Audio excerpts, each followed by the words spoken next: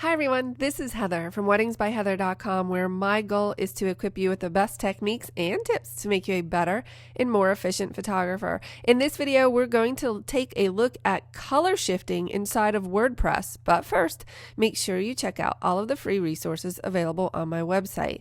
I'm going to export this photo from Lightroom by pressing Command-Shift-E, that's Control-Shift-E on the PC, and I've just created a preset for my blog. I've covered creating export presets in a previous video, so I'm just going to say export. Now, as part of that preset, I have it automatically open in Photoshop for me, so I can do anything I'd like to do inside of Photoshop, retouch it, maybe add my watermark differently than I would inside of Lightroom. But what I'm going to do is save two versions of this image.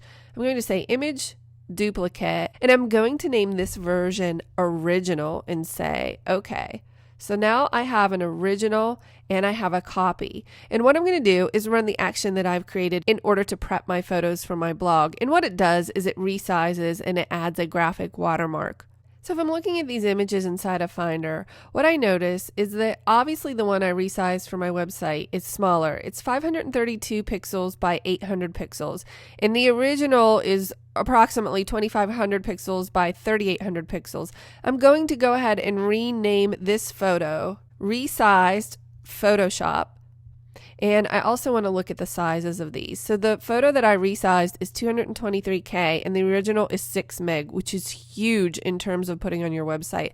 But what I'm going to do is upload both of these to my WordPress blog and show you what can happen in terms of a color shift. I've created a new test post and I'm going to add media and go to upload and choose those two files. This first one I selected is the resized Photoshop version, and I want you to notice that I am inserting this into this blog post as a full size, so essentially its original size.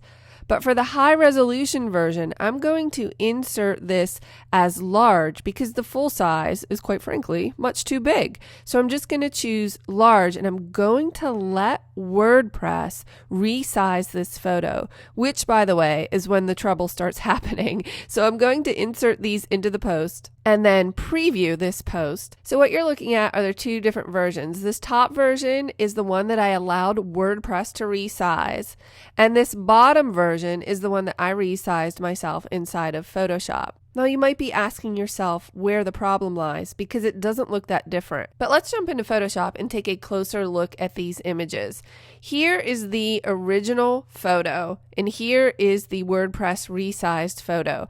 Now I'm not sure how this is going to translate on screen for you, but in my mind there's a pretty significant difference in the saturation.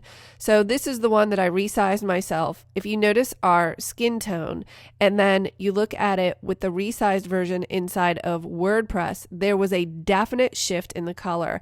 I notice this more significantly when I'm posting wedding photographs, but this is my conclusion. If you allow WordPress to resize your images, you are going to get a color shift. Sometimes it's minor and sometimes it's severe. The way to avoid that is to resize the image yourself prior to uploading so that when you upload, you can insert into the post as the full size, not allowing WordPress to resize it. I hope that you found this useful. I'll see you in the next video.